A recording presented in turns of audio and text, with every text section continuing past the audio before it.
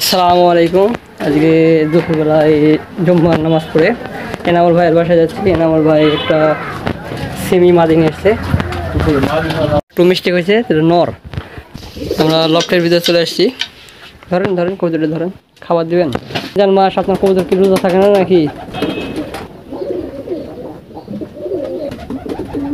পাখাটা মেলান।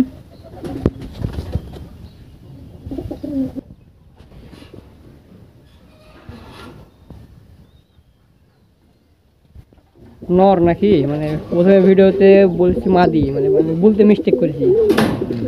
লাইক দিবে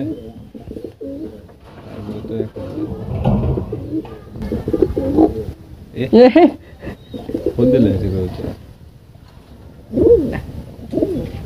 ঠিক আছে।